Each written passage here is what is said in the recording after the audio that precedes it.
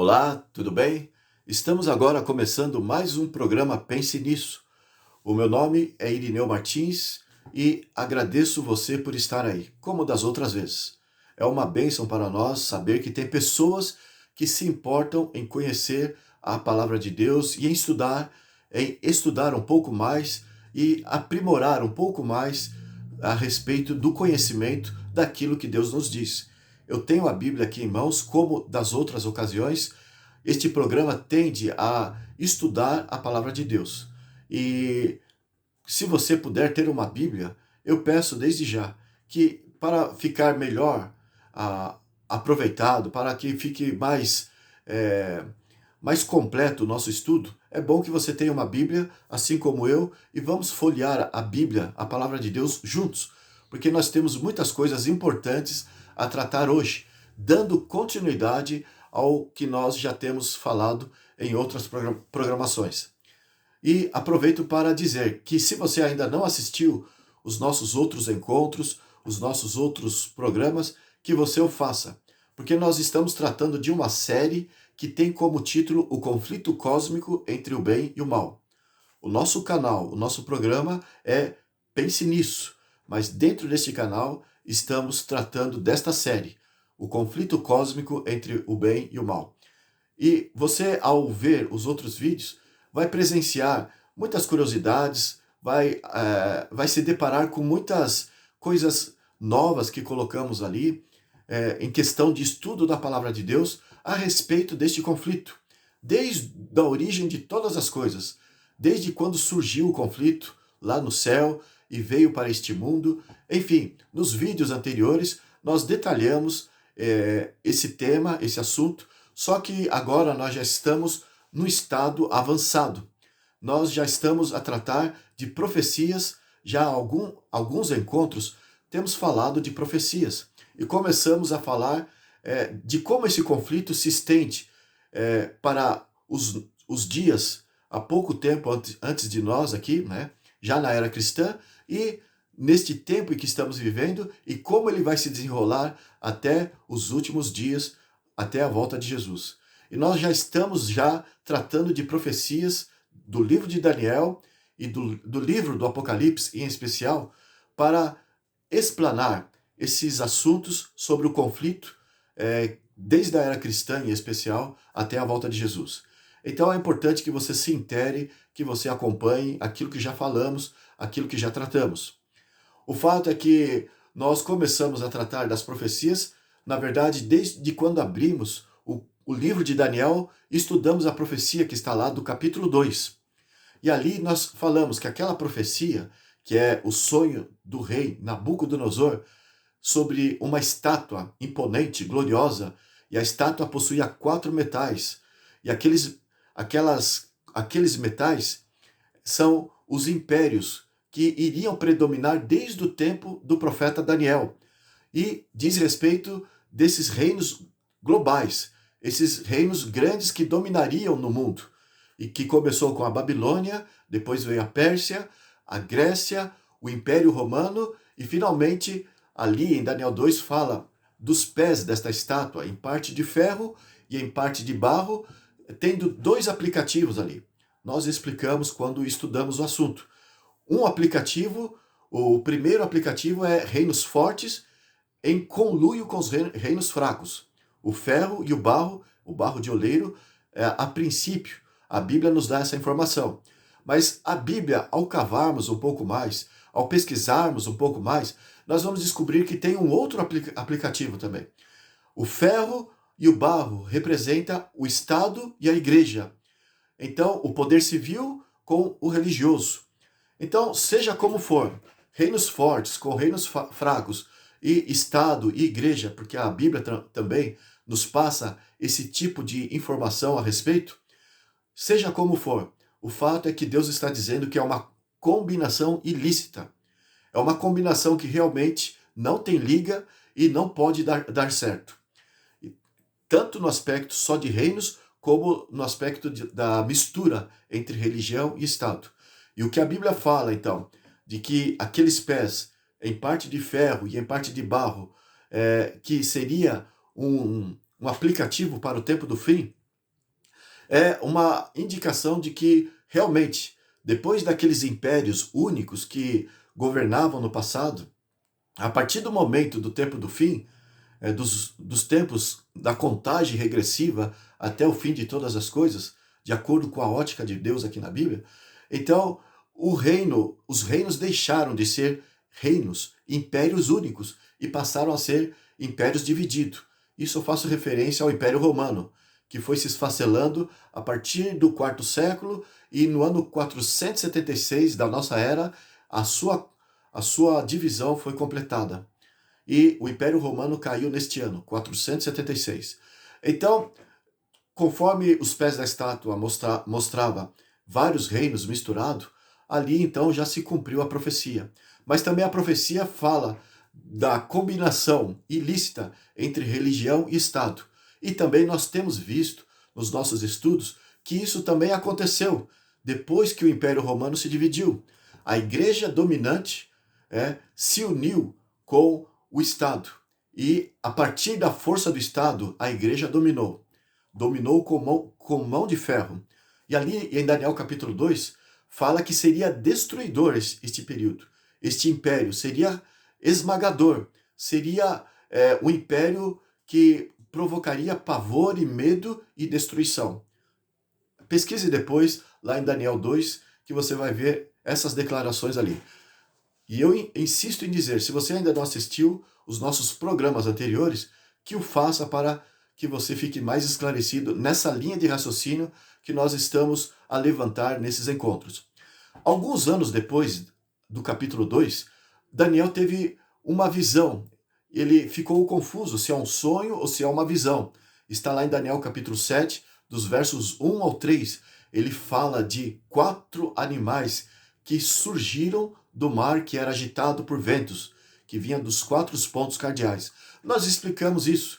Esses 4 animais que ele sonhou, ou a visão que ele teve ali em Daniel 7, é o mesmo, é uma repetição do que está em Daniel 2. Porque, na verdade, havíamos dito que o capítulo 2 de Daniel é uma espinha, é um esqueleto de todas as profecias da Bíblia. Porque todas as profecias elas se edificam sobre aquela profecia de Daniel 2. Porque o de Daniel 2 cobre o período desde o profeta Daniel, ano 600 a.C., e vai até a volta de Jesus, ao nosso futuro. Então, todas as profecias escatológicas que falam sobre os acontecimentos históricos e apontam para o que deveria acontecer no futuro, então todas as profecias, evidentemente, deveriam ser edificadas sobre esta profecia de Daniel 2. Então, voltando aqui em Daniel capítulo 7, Daniel repetiu a mesma mensagem. Deus colocou as mesmas mensagens para impressionar Daniel. A profecia de Daniel 2 é para impressionar os reinos deste mundo sob 2 aspectos. No aspecto do orgulho humano e no aspecto da vaidade, do valor que o homem dá, de acordo com os metais ali, que eram colocados representando os reinos. Então, ali os metais eram uma representação do foco, da atenção, da prioridade dos seres humanos. Aquilo que é passageiro, o vil metal, aquilo que é o poder deste mundo. Então a estátua com esses metais representa o foco e o orgulho humano que a pedra que veio ali destruiu nos pés da estátua, destruiu toda aquela mensagem, significa o reino de Cristo sobrepujando, vencendo todos os reinos deste mundo. Isso já está para acontecer. Agora no capítulo 7, Deus ele repete, no entanto, ele amplia, ele apresenta tópicos a mais, que não foi apresentado em Daniel capítulo 2. E agora ele procura chamar a atenção para os reinos, porque agora ele quer direcionar a nossa atenção não para os valores, para o orgulho humano. Agora ele quer mostrar alguma coisa e ele está começando a mostrar essa coisa que ele deseja mostrar, focando a nossa atenção nos reinos. E é por isso que ele colocou ali figura de animais, porque animais despertam a curiosidade do homem. Os seres humanos chegam a ir até o zoológico só para ver os animais, porque Deus deixou esta vida na Terra justamente para o benefício, para a alegria, para enriquecer o homem, para chamar a atenção do homem em todos os sentidos. Enfim, o fato é que está lá em Daniel capítulo 7, os mesmos reinos apresentados em Daniel 2, só que no símbolo de animais. E o primeiro animal, que era a Babilônia, é representado por um leão. Então eu gostaria que você gravasse bem isso, porque agora nós vamos entrar hoje já no livro do Apocalipse para realçar esse assunto do livro de Daniel. Então, em Daniel 7, no versículo 4, você vai ver Babilônia sendo representado por um leão. Em Daniel, no capítulo 7, o verso 5, agora você vai ver o próximo reino que deu seguimento à Babilônia, que foi os medos e persas, que é representado por um urso. Então, isso está no verso 5. No verso 6 de Daniel 7, você vai ver o terceiro reino, que é representado por um leopardo. Então, temos aqui um leão, um urso, o leopardo. O leopardo representa a Grécia, que sucedeu a Pérsia, os medos e persas. E, de repente, lá no versículo 7 de Daniel 7, ele fala de um poder que ele não descreve. Ali ele não encontra uma argumentação para descrever. Por quê? Porque no reino da zoologia, conhecida pelos homens, no reino animal que os homens conhecem, não existe nenhum animal que tem 7 cabeças e 10 chifres. E é justamente esse animal que ele descreve ali. Eu vi um animal terrível e espantoso. Em outras palavras, eu vi um animal indescritível. E ele era destruidor. E ele devorava todas as coisas que ele via, esmagava tudo por onde ele pisava. E ele era um animal terrível e espantoso. E ele tinha 7 cabeças e 10 chifres. Então, qual poder sucedeu a Grécia, que era representada por um leopardo? Nós sabemos que foi o Império Romano. Já explicamos isso, nós só estamos dando uma recobrada aqui para que, caso você ainda não assistiu os nossos vídeos anteriores, para que você fique ao menos um pouco familiarizado com aquilo que nós estamos a tratar em todos esses encontros. Então, o quarto império indicado ali em Daniel 7, que está no verso 7, é um símbolo de Roma, só que é um animal terrível e espantoso, altamente destruidor, diferente de todos os outros animais. Acontece que Daniel não sabia descrever esse animal. O fato é que existe nos mitos antigos, e veio até depois de Daniel, na verdade, começou a se destacar entre povos antigos, muitos mitos que usavam o dragão como um símbolo do mal. O dragão passou a ser mais conhecido depois de que os povos do Extremo Oriente começaram a interagir na Europa. O fato é que o dragão é um símbolo de povos antigos, nos mitos que eles usavam, como um símbolo do mal. E este dragão era aquele que causava pavor, temor e destruía todas as coisas. E agora, o fato é que Deus mostrou este animal para Daniel, que representava o quarto império, o Império Romano. Mas por que Deus mostrou este animal que ainda não se conhecia? E ele não soube nem sequer descrever. Já no tempo de João, que escreveu o Apocalipse cerca de 700 anos depois de Daniel, porque João ele escreveu o Apocalipse perto do ano 100 da era cristã. Ele estava ali na ilha de Patmos e então ele escreveu o Apocalipse. Ali, Deus descreve o Império Romano. Só que ali você vai encontrar em Apocalipse capítulo 12, o Império Romano é descrito como sendo um dragão vermelho, possuindo uma cauda, 7 cabeças e 10 chifres. Então, este animal terrível e espantoso, que provoca pavor, medo, aterrorizador, assim, aterroriza. Enfim, esse animal, João ele já descreveu, ele pôde compreender, porque o lado dos mitos, das superstições que haviam se espalhado lá no Extremo Oriente, alcançou seus ouvidos. Já havia se tornado mais comum dentro do Império Romano, a partir do momento que o Império Romano conquistou, que estava bem depois do tempo de Daniel. Então, a partir do tempo que o Império Romano, que venceu lá os orientais, os persas, e trouxe os costumes lá do Extremo Oriente, ali trouxe consigo a imagem do dragão. E no tempo de João, ele já conhecia essa figura, que era um símbolo do mal. Era um monstro que vinha do mar. Era um monstro que saía do mar para destruir. E ele tinha essas características: 7 cabeças e 10 chifres. Enfim, João ele já conhecia, ele descreveu o quarto império já nessa figura.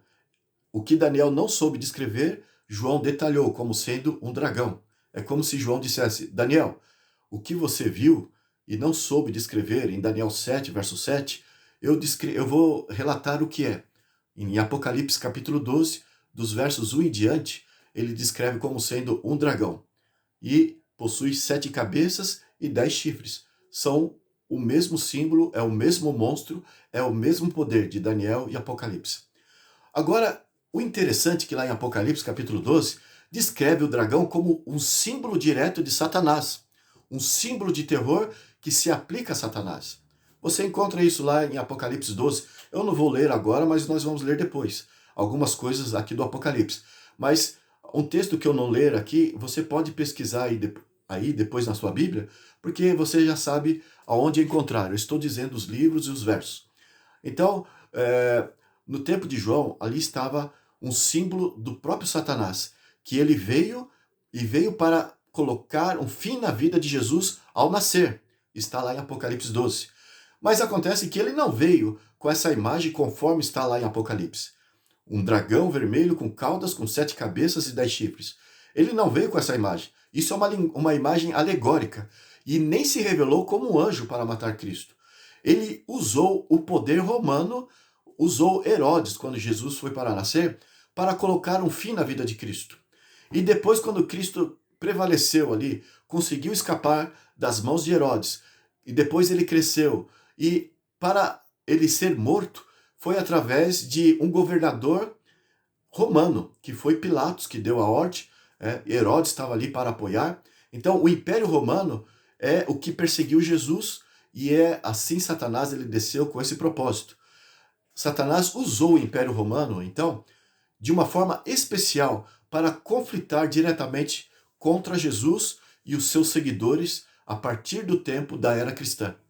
Então, Satanás tem usado o Império Romano, e alguém pergunta por que as pernas de ferro da estátua lá de Nabucodonosor, do sonho que ele teve, que é o ferro, e vai até o fim da história, por que o Império Romano tem que ter poder desde aqueles dias, 168 anos antes de Cristo, desde aquele dia antes de Jesus e até o fim da história, até a volta de Jesus? Por que esse império tem tanto poder e se estende por tantos séculos assim na história? Porque através desse poder, Satanás ele teve o propósito de, em primeiro lugar, destruir Cristo. Pessoalmente, ele queria usar esse poder para colocar um fim na vida de Cristo, e agora ele usa o mesmo poder, ele se apossou dos poderes terrenos, principalmente do Império Romano, para colocar um fim à Igreja Sagrada de Deus, conforme nós vamos estudar lá na frente, está lá em Apocalipse 12, verso 17. Mas é o mesmo poder que ele usa, é por isso que vai até o fim. Ele se apossou deste império, o Império Romano, para poder fazer cumprir os seus propósitos contra Deus e contra os fiéis de Deus aqui neste mundo. A partir do verso 8, nós temos falado do Império Romano até no verso 7, que fala até a sua divisão, que aconteceu no ano 476.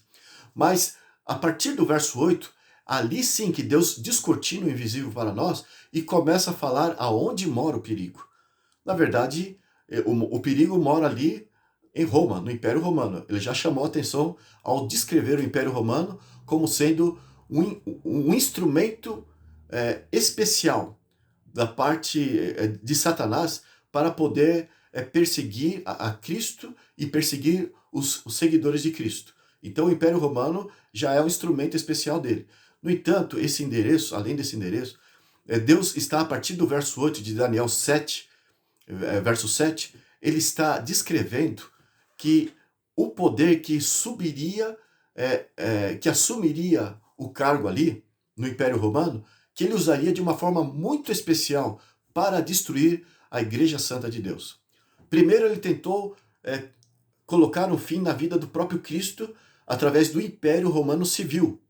Mas o Império Romano Civil, ele se dividiu em outros reinos, e ele é representado isso lá no verso 7, o final do verso 7, de Daniel 7, e depois, agora a partir do verso 8, Daniel 7, a partir do verso 8, Deus começa a nos chamar a atenção sobre o poder religioso que Satanás usaria.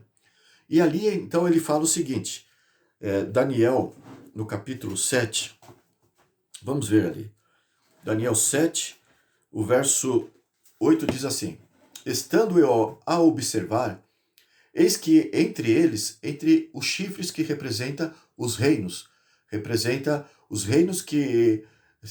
que vieram à existência depois da divisão do Império Romano.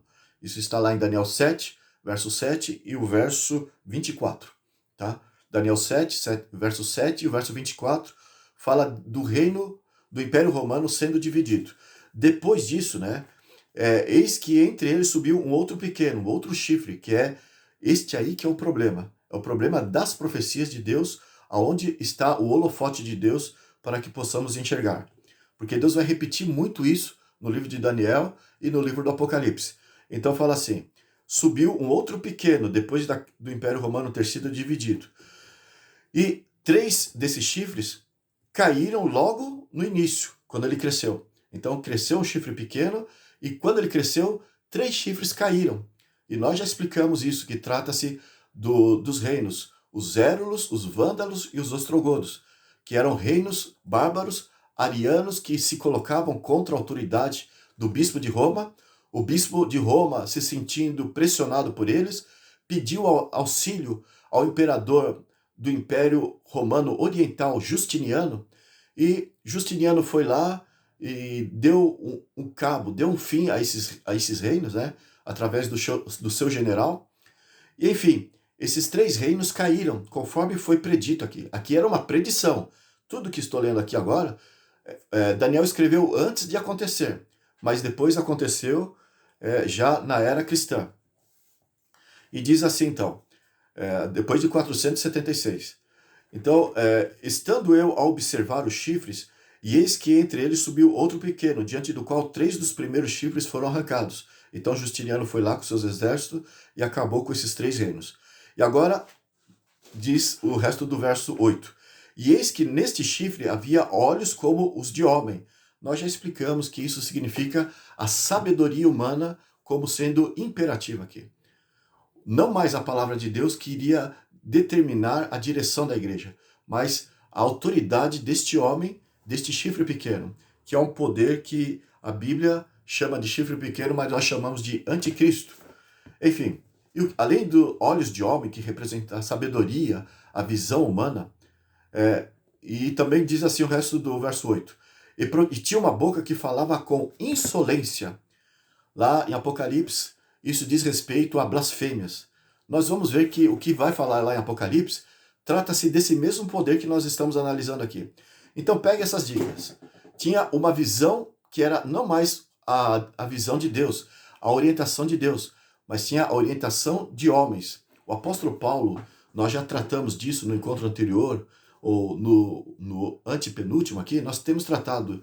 O apóstolo Paulo, em 2 Tessalonicenses, no capítulo 2, dos versos 3 até o verso 12, fala da vinda, da manifestação, e até a palavra vinda ali é parousia, do grego, que significa uma vinda gloriosa. Ele se destacaria como Cristo na terra. E ele descreve ali da manifestação deste anticristo, e nós vimos aqui já em encontros anteriores, então não fique chocado, não fique se sentindo ofendido, porque nós já provamos, e busque assistir, porque nós vamos dar continuidade, e sou obrigado a dizer, este poder que sucedeu ao trono de Roma, dos Césares, dos imperadores, este poder trata-se do papado. O papado é este chifre pequeno que cresceu, e nós vamos ver aqui, ele dominou todas as coisas a partir do momento em que ele cresceu. O mundo ficou sob as suas mãos, isso aconteceu na Idade Média. E Deus, antecipadamente, através de Daniel, já nos revelou isso. E o livro do Apocalipse, que é 700 anos depois, reforça isso. E Daniel, eu falei tanto disso usando o livro de Daniel, e fala disso, do período, do período que nós vamos analisar hoje, do período da sua atuação na Idade Média, o livro de Daniel fala 2 vezes. E se você acha que eu insisti muito, tenho tocado sempre na mesma tecla, estou falando as mesmas coisas, já faz alguns encontros e só estou no livro de Daniel, pensa bem o que Deus quer nos dizer no livro do Apocalipse. Porque se Daniel, no livro de Daniel, se menciona 2 vezes o período da atuação da besta, ou do chifre pequeno, ou do papado, que é o anticristo, 2 vezes Deus faz referências ao período que ele atuaria, que já é o nosso passado, e nós vamos comprovar isso aqui. Quanto mais no livro do Apocalipse, Deus insiste nesse assunto. Porque Deus toca muito mais nesse assunto do que no livro do Daniel, do que no livro de Daniel. Deus toca muito mais nesse assunto no livro do Apocalipse. Porque este mesmo período, no livro do Apocalipse, é mencionado 5 vezes. 2 vezes no livro de Daniel e 5 vezes no livro do Apocalipse. Mas eu já havia falado isso no último encontro que tivemos, expliquei sobre esses tempos, e aqui eu vou fazer mais uma referência nesse nosso encontro de hoje. O fato é que Deus, ele quer porque quer. Ele insiste em colocar os holofotes neste poder, o qual é o poder que Satanás está a usar, disfarçado de bem, disfarçado de amor e de caridade e de cristianismo. Mas é o mesmo poder dos Césares, dos imperadores, que eram implacáveis, perseguidores e destruidores de Cristo Jesus e dos fiéis de Cristo Jesus ao longo de sua história. Enfim, aqui diz que tinha uma boca que falava com insolência. Eu gostaria que você gravasse isso, Daniel 7, verso 8. Lá em Daniel 7, verso 25, diz assim, falando desse mesmo poder, proferirá palavras contra o Altíssimo. Então, ele é o anticristo porque ele fala contra. E aqui são palavras de blasfêmias, são insolências. Magoará os santos do Altíssimo. Ainda estou no verso 25 de Daniel 7. Significa que ele é contra os fiéis de Deus. Assim como o Império Romano foi contra Cristo, contra os seguidores de Cristo, essa ponta pequena, que é o cristianismo que assumiu o trono de Césares, então é um cristianismo nominal, ele teria as mesmas atitudes e faria as mesmas coisas contra Deus, assim como o Império Romano Civil fez. Então, o terceiro aspecto, a terceira característica aqui apresentada em Daniel 7:25 é: e cuidará em mudar os tempos e a lei. Então nós temos aqui, proferirá palavras contra o Altíssimo, no verso 8 fala que é palavras insolentes. Veja o verso 11 ainda, então, o verso 11 de Daniel 7. Então estive olhando por causa da voz das insolentes palavras que o chifre proferia. Estive olhando e vi que o animal foi morto e o seu corpo desfeito e entregue para ser queimado. Então aqui descreve que é depois que o Império Romano, que é o animal, foi desfeito, agora Deus ele avança a profecia, focando a nossa atenção no chifre que saiu deste animal, que saiu deste império. Agora não mais o império dos Césares, ele foi morto como se fosse vencido em batalha. Por isso que foi queimado aqui, a menção usada aqui em Daniel capítulo 7, verso 11. Os bárbaros entraram, fizeram guerra e foi como tivesse sido queimado. E a Bíblia relaciona muito o resultado de guerra com o fogo. Enfim, acontece que o Império Romano, o Império dos Césares se desfez e agora Daniel, no verso 11 aqui, ele revela que ele ficou curioso a respeito daquele chifre que cresceu depois. Depois que o Império Romano se dividiu e ele tinha, o verso 11, ele ficou curioso por causa da voz das insolentes palavras que o chifre proferia. Enfim, voltando ao verso 25 aqui. Então, o que ele proferia? Blasfêmias. Proferirá palavras contra o Altíssimo. Já estudamos o que significa essas blasfêmias. É se colocar no lugar de Deus, querendo parecer Deus, como o apóstolo Paulo falou lá em Tessalonicenses capítulo 2, dos versos 3 até o verso 12. Magoará os santos do Altíssimo, vai perseguir os santos de Deus. Grave bem esses característicos. Cuidará em mudar os tempos e a lei, vai mudar a lei de Deus, e olha o tempo que ele atuará. E os santos lhe serão entregues nas mãos, por um tempo, 2 tempos e metade de um tempo. Então, o final do verso 25, aqui descreve o período em que o poder papal, o chifre pequeno, o anticristo atuaria ao assumir o poder, desde lá do início da Idade Média, né? Então, ele atuaria por um tempo, tempos e metade de um tempo. Nós vamos analisar, apesar que já analisamos no encontro anterior, vamos analisar um pouco mais esse assunto aqui. Ainda falando do chifre pequeno, eu gostaria que você gravasse isso aqui do que eu estou lendo do livro de Daniel, porque nós vamos encontrar essas mesmas características lá no livro do Apocalipse. E diz assim, ainda do verso, falando desse chifre pequeno, né? O verso 10 de Daniel 8 diz assim: E ele cresceu até atingir o exército dos céus, e alguns dos exércitos e das estrelas lançou por terra e os pisou. É o povo de Cristo, o exército de Deus, o exército do céu. Ele conseguiu abater, ele conseguiu destruir. E o verso 11 diz assim: Sim, engrandeceu-se até ao príncipe do exército, que é Cristo, e deitou e tirou o sacrifício diário. Na verdade, o original aqui não tem a palavra sacrifício. As Bíblias mais adequadas, as mais usadas, de acordo com os originais mesmos, as fontes aonde as escrituras foram mais espalhadas, depois que o cristianismo foi perseguido no ano 70 pelo Império Romano. Então, por onde as escrituras foram mais espalhadas, esses originais que se encontram, não existe essa palavra sacrifício. Aqui confunde muitos leitores da Bíblia. Mas, na verdade, diz assim: dele tirou o diário e o lugar do seu santuário foi deitado por terra. Ou seja, o diário diz respeito às atividades contínuas que Jesus intercede por nós em todos os momentos no santuário celestial. Aqui está fazendo uma referência ao ministério de Jesus no santuário celestial, que o papado, ao assumir o poder, ele iria tirar a atenção do que Jesus faz por nós lá no céu, e você encontra muito isso no livro de Hebreus. O livro de Hebreus é especialista em tratar sobre o santuário celestial, e o livro do Apocalipse também só evidencia o santuário celestial. A obra ministerial de Jesus para o plano da redenção, a nossa redenção.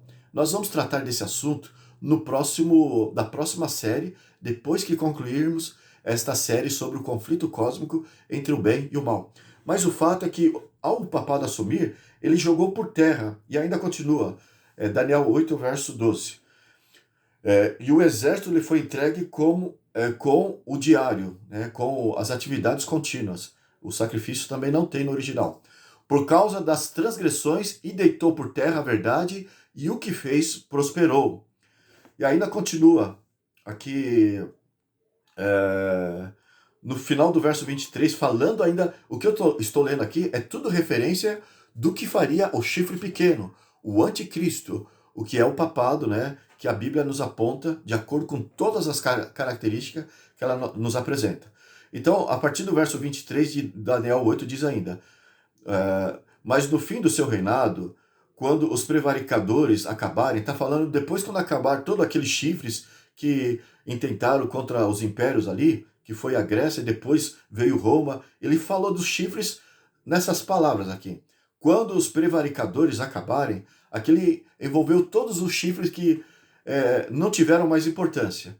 Agora ele vai voltar a falar do chifre pequeno a partir do verso 23. A metade do verso 23 diz assim: Então levantar-se-á um rei de feroz catadura e especialista em intrigas. Ele sabe como causar guerras, ele sabe como fomentar conflitos na terra. Ele é especialista nisso. Então, é um poder religioso, mas totalmente dominador da política, do poder civil, do poder militar. E o verso 24 continua: Grande é o seu poder, mas grave o que eu vou ler agora. Grande é o seu poder, mas não por sua própria força. Causará estupendas destruições. É o mesmo ali do chifre pequeno, que dá continuidade ao Império Romano Civil. Causará estupendas destruições. Prosperará e fará o que lhe aprouver. Dominará o mundo e destruirá os poderosos e o povo santo. É o que nós lemos ali em Daniel 7, verso 8, verso 25, e agora estamos vendo aqui em Daniel capítulo 8. Ele será um poder perseguidor, ele vai deitar o tema do santuário por terra, ele vai perseguir os santos de Deus, será um poder que fará destruição tanto no terreno político como no religioso. E o verso 25 continua para concluir aqui, Daniel. Por sua astúcia nos seus empreendimentos, fará prosperar o engano, e o seu coração se engrandecerá, e destruirá a muitos os que vivem despreocupadamente. Levantar-se-á contra o príncipe dos príncipes, mas será quebrado sem esforço de mãos. Lembra o que nós havíamos dito lá em Daniel, capítulo 2, que uma pedra foi lançada do céu sem auxílio de mãos no Império Romano no tempo do fim, e a pedra destruiu todos os reinos e o ferro estava ali, nos pés da estátua. Aonde a pedra atingiu, o Império Romano estava ainda dominando. E aqui termina trazendo a mesma mensagem. Mas está se referindo à ponta pequena que deu seguimento aos poderes dos Césares.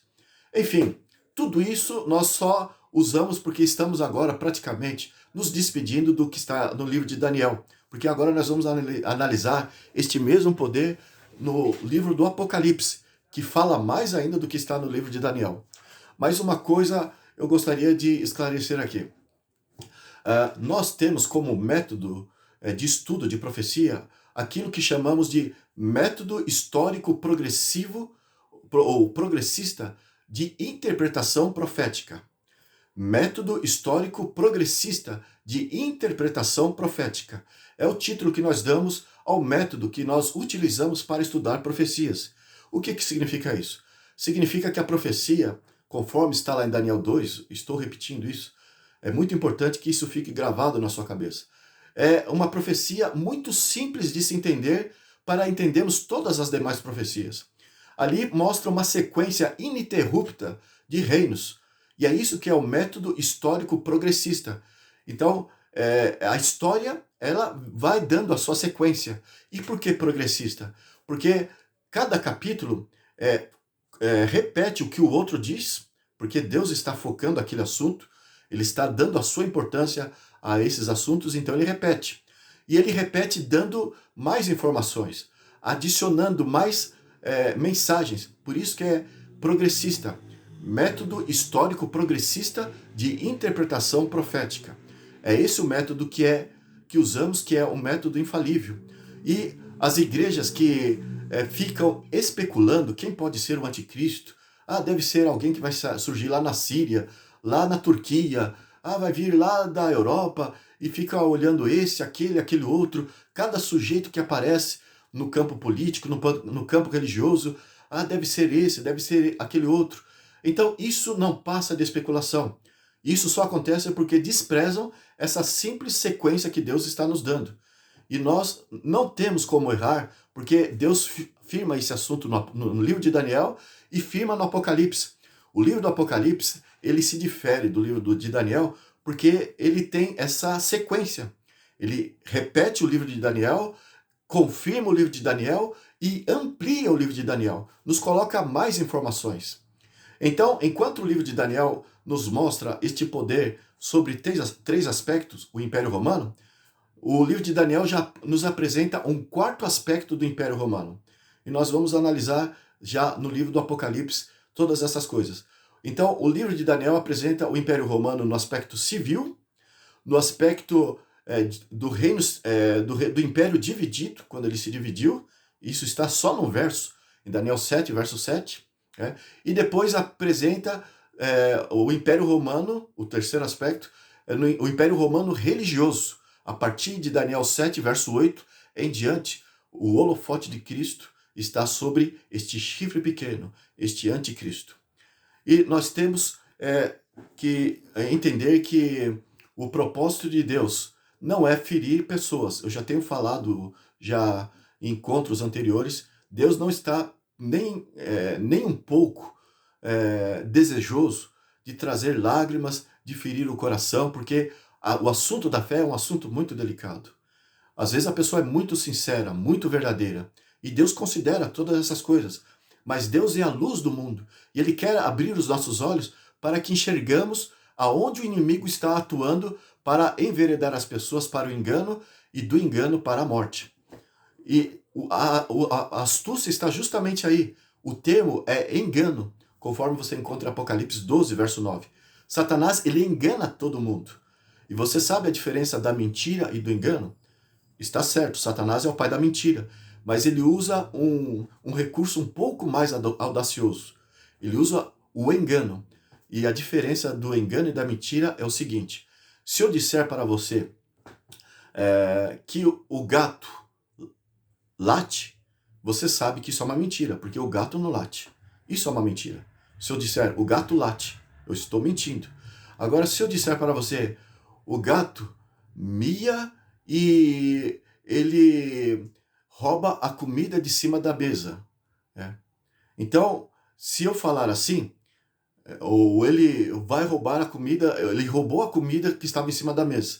Se eu falar assim, eu já vou estar apresentando algo que um gato faz, né? No entanto, eu não tenho como provar se ele roubou ou não roubou. Eu não sei se eu fui claro na minha explicação. Eu só sei que eu não fugi, eu quase não, eu me escondi, né, em cima de fatos. Isso é engano. Você não pode provar até ter certeza se o gato subiu em cima da mesa para roubar o alimento que estava em cima da mesa. Então, se eu disse que o gato fez isso e você não sabe, você pode ser enganado. Então, o gato de fato mia. E aqui está a isca para você acreditar. Mas que ele subiu em cima da mesa e roubou a comida que estava em cima da mesa, é, aí eu posso estar apresentando um engano, posso estar falando uma coisa camuflada, de mentira, uma mentira camuflada. Aí é um engano. Enfim, o fato é que Satanás ele usa de engano. E Deus não quer que você se apoie na sua religião, porque você cresceu nessa religião, é uma tradição de família, você foi batizado, ou você recebeu uma bênção ali. Satanás ele tem poder de colocar enfermidades, retirar enfermidades, fazendo que o milagre aconteceu ali. Enfim, você deve abrir os olhos, porque o inimigo ele é poderoso. E ele usa como recurso o engano. E de repente você confiou no papado, na estrutura, enfim, você acreditou no sistema do catolicismo, mas a Bíblia está abrindo os olhos. Está falando que não é por aí. E Deus ele está repetindo com linguagens diferentes. É como se Deus falasse assim, ele tem tanto afã de passar a informação para nós, é como se ele falasse assim, olha, eu estou falando para você, mas para que eu tenha mais certeza que você entendeu, eu vou registrar, eu vou escrever. Para que você tenha mais certeza, eu vou desenhar. E ele desenha, ele escreve, ele fala. Agora eu vou mostrar uma ilustração. E Deus usa linguagens diferentes para falar do mesmo poder. Porque Deus quer que nós saibamos quem é esse poder para que não sejamos enganados e finalmente para que não venhamos nos perder. Eu gostaria, antes de entrar lá em Apocalipse, de ler o que está aqui em Atos, no capítulo 17. Diz assim, o verso 30. Olha só que interessante é o que Deus diz assim. Ora, não levou Deus em conta os tempos da ignorância. Agora, porém, notifica aos homens que todos em toda parte se arrependam. Então aqui é nossa missão notificar as pessoas para que elas conheçam a verdade e para que elas se salvem e se arrependam. Se alguém morreu no passado sem conhecer a verdade, o que nós acabamos de ler da justiça de Deus, da bondade de Deus, é que ele não imputa pecado.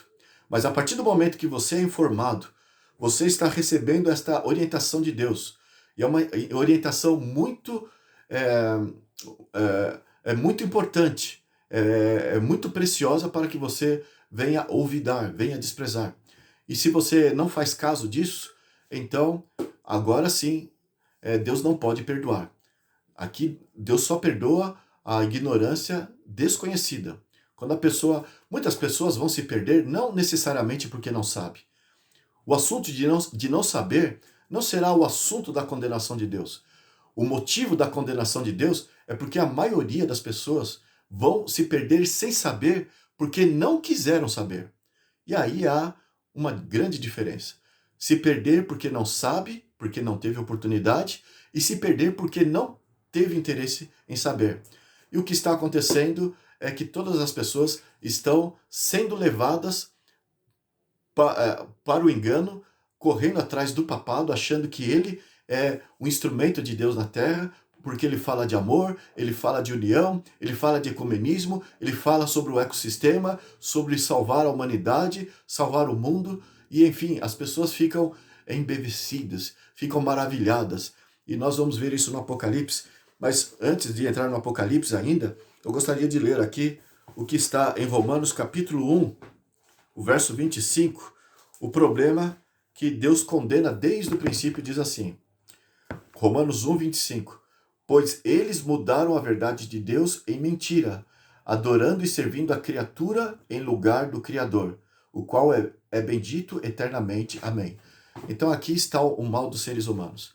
Mudaram a verdade de Deus em mentira, ou seja, desprezaram o assim diz o Senhor, a sua palavra escrita, que é a Bíblia Sagrada, todas as orientações, admoestações, conselhos, advertências, tudo que ele fala contra o seu inimigo, o instrumento que o inimigo usa aqui na Terra, no conflito cósmico entre o bem e o mal. Então, jogaram por terra tudo que Deus diz e correram atrás da criatura, ao invés de abraçar as verdades do Criador. O que o homem falou se tornou verdade e o que Deus falou se tornou mentira. Então, aqui está o problema dos seres humanos.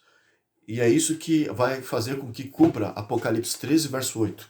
Infelizmente, toda a terra vai adorar a besta. E você está recebendo a advertência. E vamos ver agora sobre este poder no livro do Apocalipse. O capítulo 12, dos versos 1 em diante do Apocalipse, é um resumo do que está, uma ampliação do que está lá em Daniel 7, verso 7. Só naquele versículo, o versículo 7 de Daniel, é o que está aqui no capítulo 12. Só que o capítulo 12 amplia, por isso tem mais versículos. É o Império Romano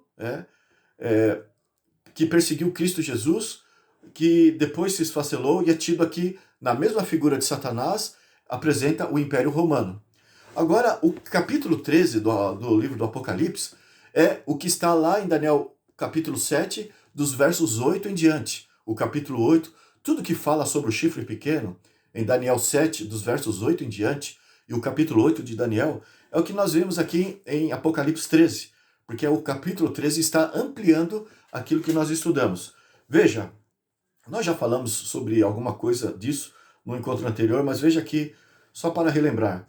Vi emergir do mar uma besta que tinha 10 chifres e 7 cabeças. É o mesmo poder de Daniel 7, verso 7. E sobre os seus chifres, 10 diademas. Sobre essas diademas, nós vamos explicar por que está sendo mencionado aqui. Não no outro encontro, mas vamos prosseguir. E no outro encontro, não nesse encontro, no outro encontro nós vamos falar sobre isso. Aqui nós vamos prosseguir e vamos ver o que isso tem em harmonia com o livro de Daniel. Diz assim, e sobre suas cabeças, nomes de blasfêmias. Já vimos que aquele poder, o chifre pequeno, proferia blasfêmias. Agora continuando, Apocalipse 13, verso 2. A besta que vi era semelhante a leopardo com os pés de urso e boca de leão. Você vê os mesmos poderes lá do livro de Daniel, dos versos 4 em diante. E o dragão lhe deu o poder e o seu trono e grande autoridade. Temos nesse verso 2 os 4 poderes mencionados em Daniel 7. Temos o leopardo, o urso, o leão e o dragão. Só que Daniel, ele olhou para o futuro, porque ele vivia no tempo do leão e ele olhou, depois do leão, ele olhou o urso, o leopardo e depois o dragão, que é o Império Romano. E João, que vive no tempo do dragão, João que escreveu aqui o Apocalipse, que vive no tempo do Império Romano, ele olhou do seu tempo para trás. E ele está tendo a mesma visão, só que num tempo diferente. Ele olhou já do tempo do dragão e viu para trás o leopardo, que é a Grécia, e depois viu o urso, que é a Pérsia, e viu o leão, por último, que é a Babilônia. Essas características desses impérios, nós vamos analisar também quando estudarmos Apocalipse 17. Só estou vendo as mesmas figuras que está ali no livro de Daniel, aqui, para não tomar nosso tempo, nós vamos passar rápido aqui. O verso 5 diz assim, e foi-lhe dada uma boca que proferia arrogância e blasfêmias. Daniel 7, verso 8, verso 11 e verso 25. Falou dessa boca. E autoridade para agir 42 meses. Isso foi falado lá em Daniel 7, verso 25. Só que lá o termo é tempos e metade de um tempo. Os termos que usou ali em Daniel é assim. E aqui é 42 meses. O verso 6 diz, Apocalipse 13, verso 6. Abriu a sua boca em blasfêmias contra Deus, para lhe difamar o nome e difamar o tabernáculo, a saber, os que habitam no céu. Lá em Daniel 8, verso 11, verso 3, fala que ele jogou por terra tudo que diz respeito ao santuário de Deus e o que a Bíblia defende a respeito. Ele se assentou no santuário de Deus na terra e ele jogou por terra todos os ensinamentos de Deus a nosso favor, que é dito lá no livro de Hebreus, que é explicado através do santuário celestial. E é isso que está dizendo aqui. Ele difamou o tabernáculo, a saber, os que habitam no céu. E o verso 7. E foi-lhe dado também que pelejasse contra os santos e o vencesse. E lhe deu autoridade a cada tribo, povo, língua e nação. Então, ele venceu o povo santo de Deus. Daniel capítulo 7, verso 25. Magoará os santos do Altíssimo. E lá em Daniel 8, verso 24, também falando da ponta pequena, tudo que nós lemos ali em Daniel 7, 8, sobre o chifre pequeno, aqui fala da besta. Já o Império Romano, no seu estado religioso, está agora Deus ampliando a nossa visão com respeito às atividades profanas deste poder, que é o papado, ao assumir o poder desde que o império foi esfacelado. Agora, nós já havíamos analisado no encontro passado sobre este período, tempos e metade de um tempo. Isso é mencionado 2 vezes no livro de Daniel e 5 vezes no livro do Apocalipse. E nós, no final do encontro passado, passamos os textos que falam sobre isso. Eu não vou mencionar aqui, porque vai demorar e nós temos ainda algumas coisas para passar no nosso estudo, e eu não quero ficar na metade do caminho. O nosso tempo acaba, o meu celular desliga, e eu quero falar rápido aqui para que você tire mais proveito. Mas sobre os textos que falam sobre esse período, está no encontro anterior. Estou forçando você a assistir, então, o encontro anterior, caso você ainda não assistiu. O fato é que, em 2 vezes no livro de Daniel, esse período da atuação do papado é mencionado pelo termo tempo, tempos e metade de um tempo. Aqui no Apocalipse se menciona este mesmo período 5 vezes. Então, usa 2 termos aqui. Usa a expressão 1260 dias e usa a expressão 42 meses, conforme nós vemos aqui em Apocalipse capítulo 13. O período em que os santos do Altíssimo seriam perseguidos. O que significa este período? Acontece que no livro de Números 14, verso 34, o livro de Ezequiel 4, verso 7 em diante, existe também outros textos da Bíblia que explica que em profecia, sendo que profecia é uma linguagem simbólica, em profecia temos também este período que é simbólico. Por exemplo, em Daniel nós já estudamos sobre os animais. Os animais é um símbolo dos reinos. As suas asas também têm um significado. As suas cabeças, os seus chifres, o metal que eles tinham, o ferro, o dente de ferro, enfim, tudo era um simbolismo de uma realidade, de algo maior. E Deus usa essas figuras para representar. E justamente em meio a essas figuras do livro de Daniel e do livro do Apocalipse, Deus coloca este período da atuação do chifre pequeno ou da besta, que é o anticristo, que é o papado. O fato é que nós temos aí 42 meses, 1260 dias, ou tempos e metade de um tempo, é o mesmo período. Lá em Daniel capítulo 4, verso 23, ali é uma expressão hebraica, é uma linguagem que é usada para indicar o que é um tempo. Ali fala, Daniel 4, 23, que Nabucodonosor ele perderia a sua razão durante 7 tempos. E algumas versões da Bíblia já diz claramente, ele perderia a sua razão durante 7 anos. Um tempo, numa expressão hebraica, de forma simbólica, é um indicativo de ano. Mas acontece que nós temos aqui esses outros... Então temos aqui esse período, simbolizado por tempo, tempos e metade de um tempo, que significa tempo, ano, tempos, 2 anos e metade de um tempo. Em outras palavras, temos aqui 3 anos e meio. 3 anos e meio dá 1260 dias. Então aqui é a outra linguagem que o livro do Apocalipse, já no Apocalipse, nós encontramos. É 1260 dias. Mas acontece que nós temos um ano que temos simbolizado cada mês arredondado para 30 dias. Então temos aqui 3 anos e meio por 30 dias cada mês. Então dá 1260 dias, 3 anos e meio. E para provar que na Bíblia o mês tem 30 dias, para pegar esse período de 1260 dias, que é 3 anos e meio, então para representar isso, eu convido você depois a procurar na tua Bíblia, Gênesis no capítulo 7, os versos 11 e 12, fala que quando irromperam as águas do dilúvio, caiu sobre a terra, as águas perduraram durante 150 dias. E as águas romperam no dia 17 do segundo mês, do ano 600 do ano de Moisés. Então, no dia 17 do segundo mês, romperam as águas, e depois lá em Gênesis capítulo 8, verso 3, fala que a arca repousou no dia 17 do sétimo mês. Então, do dia 17 do segundo mês ao dia 17 do sétimo mês, temos aí 5 meses. E a Bíblia descreve que esse período de 5 meses dá exatamente 150 dias. Então, se você dividir 150 dias por cada 30 dias, por cada mês, você vai ver que cada mês tem 30 dias.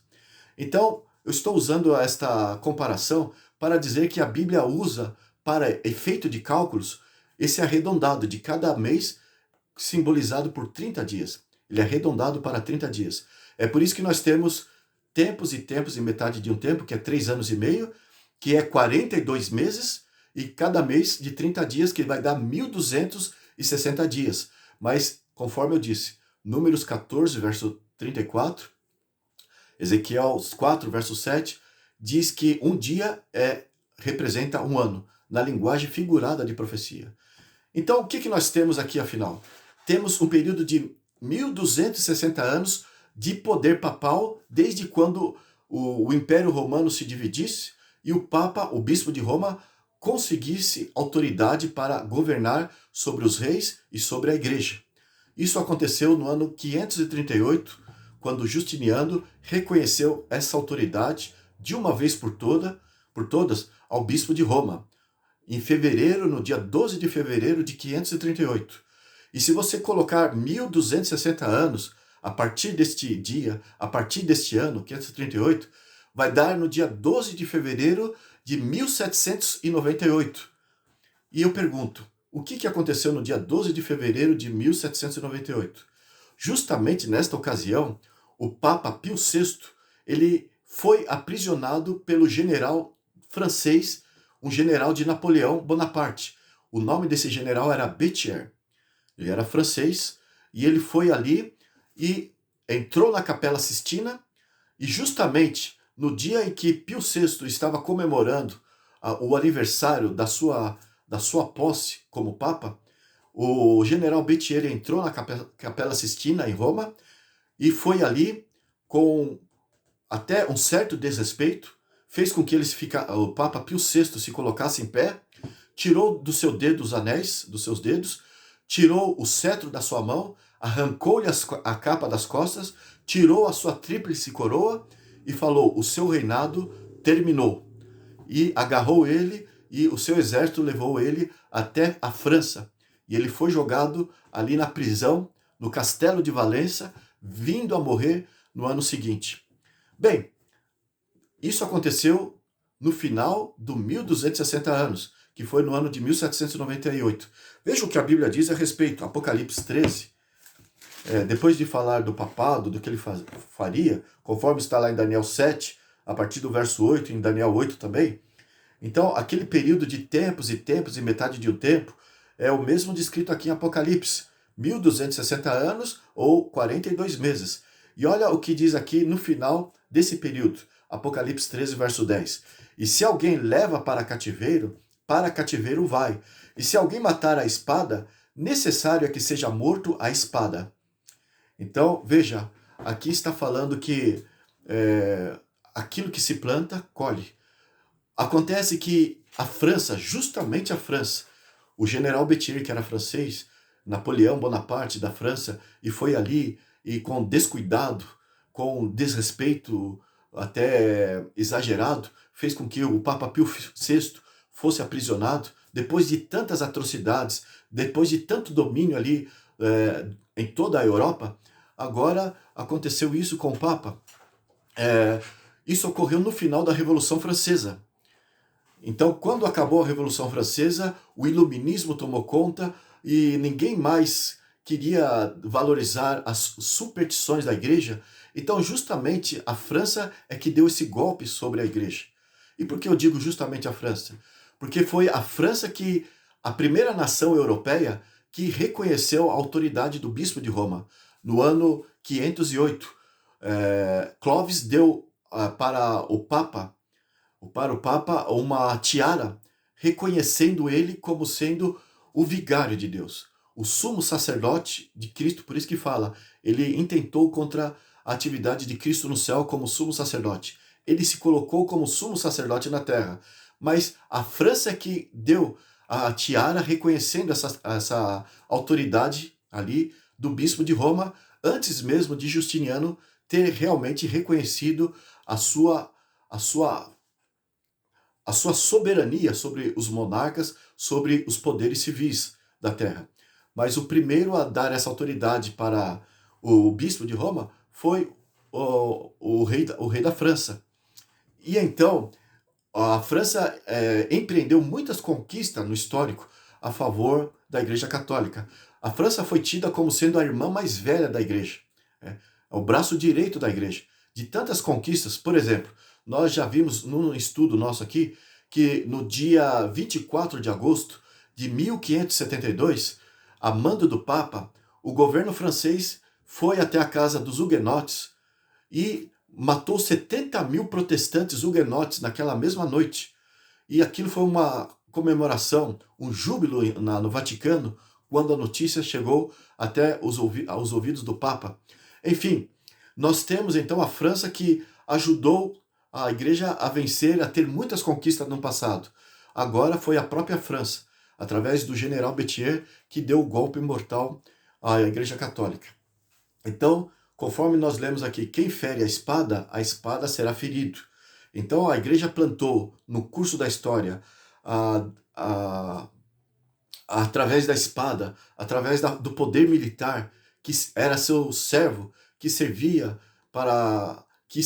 a igreja de acordo com os propósitos da igreja, agora não tinha mais essa autoridade. A partir daquele momento, do ano 1798, o Papa perdeu o seu prestígio. É importante que se saiba que o golpe mortal não se trata necessariamente de ter sido levado preso o Papa para o castelo de Valença, na França. Diz mais do que isso. Diz que todo o prestígio do Papa caiu por terra, dado aos novos conceitos que surgiu ali através da Revolução Francesa e se espalhou por toda a Europa e aqui no Novo Mundo também, acariciava mais conceitos de liberalismo, de humanismo, e a religião já perdeu o seu valor, não tinha mais aquela força como possuía no passado. E agora, então, no passado, se alguma nação se levantasse contra Roma, as outras nações se levantavam para defender o papado.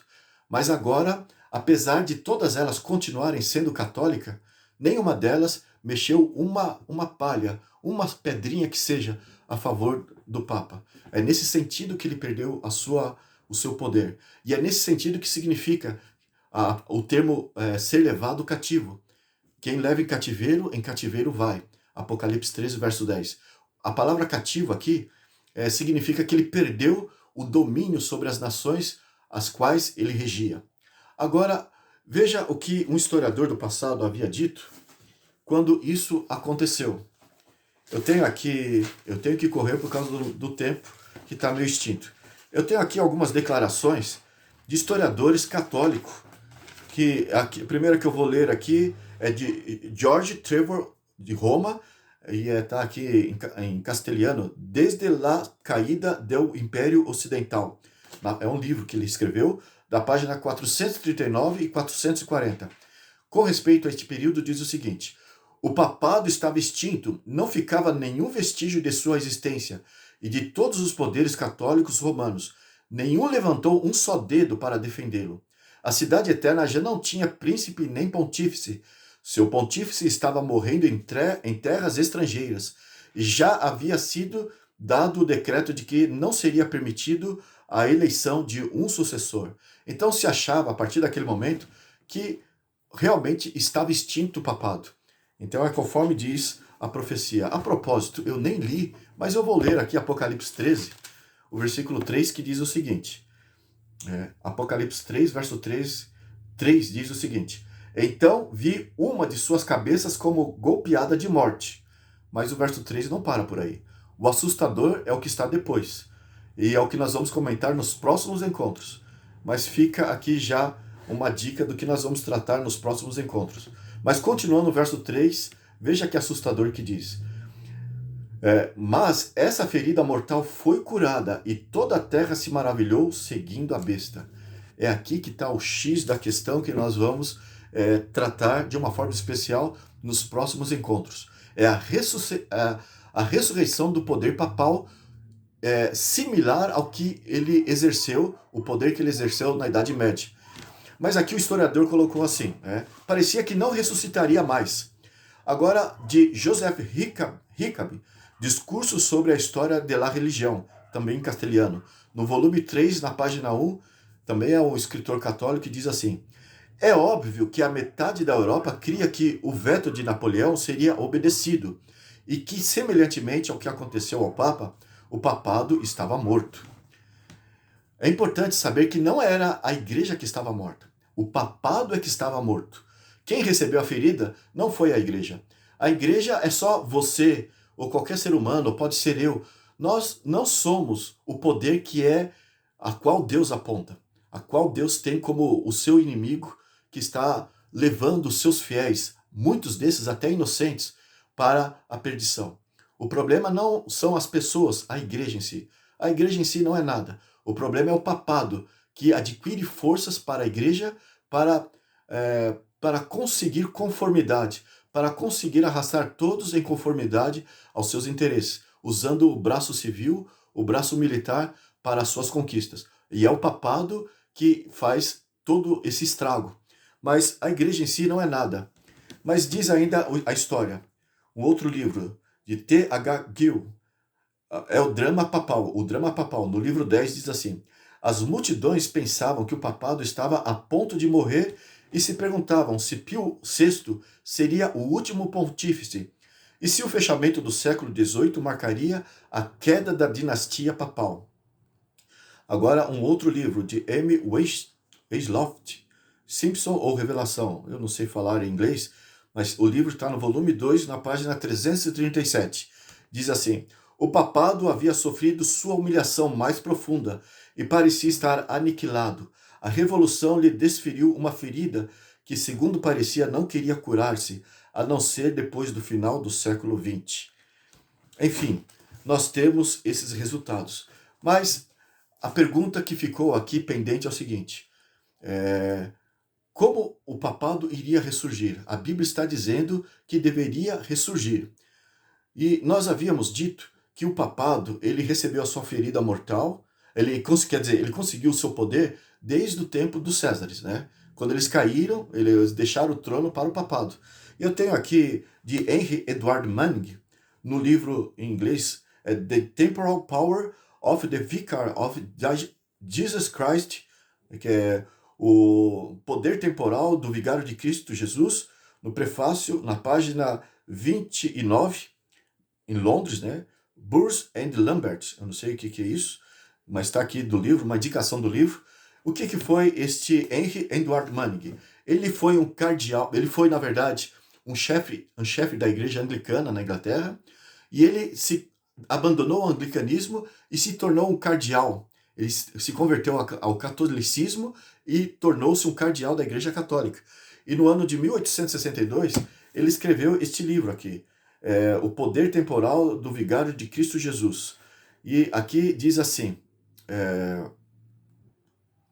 O abandono de Roma, ele está falando quando o Império Romano deixou, os Césares deixaram o trono, né? O abandono de Roma significou a liberação dos pontífices. A providência de Deus permitiu uma sucessão de irrupções dos godos, lombardos e húngaros para desolar a Itália e desarraigar todo o remanescente do império.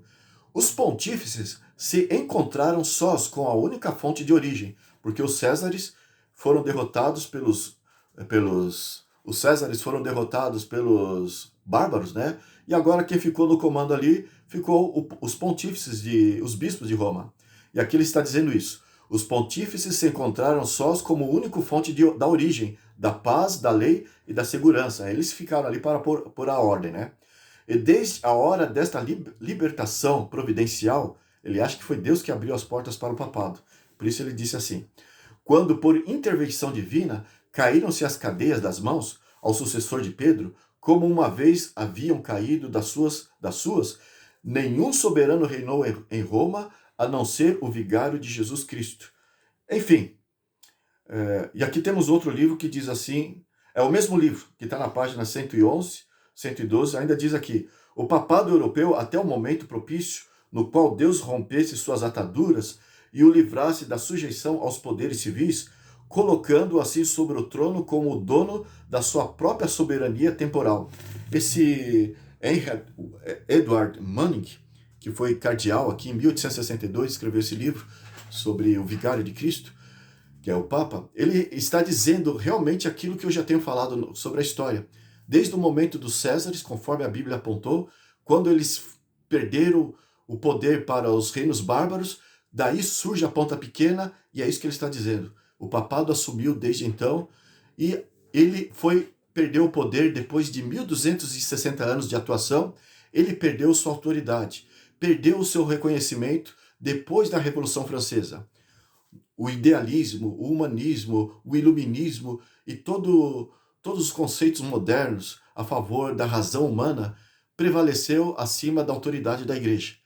Mas aqui, o que foi assustador, conforme eu vi aqui em Apocalipse 3, verso 3, depois quando analisarmos Apocalipse 17, você vai ver como que isso cresce realmente. Lá no capítulo 17 de Apocalipse, verso 8, fala da mesma coisa. O poder que era, já não é, mas voltará a ser. Deus está querendo chamar a nossa atenção para justamente o anticristo, o qual está operando na terra de forma disfarçada, de maneira furtiva, sem percebermos. Então Deus quer que olhemos para onde Ele aponta os holofotes. Quer que foquemos justamente neste poder, para que nós não sejamos enganados e não venhamos a cair na perdição. Enfim, Apocalipse 18, verso 4 diz: sai dela, povo meu. E Deus não faria esse convite sem primeiro abrir os nossos olhos com respeito ao que é a Babilônia moderna, a Babilônia do tempo do fim, que é o poder globalizado nas mãos de um poder religioso que domina o poder político, militar, econômico e todos os demais poderes da terra. É o que nós vamos ver a partir do próximo encontro. Nós demos um passo um pouquinho a mais, né? Avançamos um pouquinho mais do que nós havíamos já tratado nos encontros anteriores. Eu espero que você tenha gostado daquilo que nós informamos aqui, mas não deixe de assistir o próximo programa, porque nós vamos mostrar agora sobre o poder que vai ajudar este poder a crescer. Quem é que daria autoridade? Quem é que daria apoio para que esta besta que sobe do mar consiga se destacar e se tornar um poder forte para reconquistar a mesma autoridade que possuía em tempos de outrora, durante a Idade Média? Qual o poder que Satanás usará para erguer o papado agora no tempo do fim? Então, é o que nós vamos tratar a partir do próximo encontro. Por ora, eu peço que você pense nisso e peço que você fique com Deus e obrigado por sua audiência até aqui. Que Deus o abençoe e até o próximo encontro.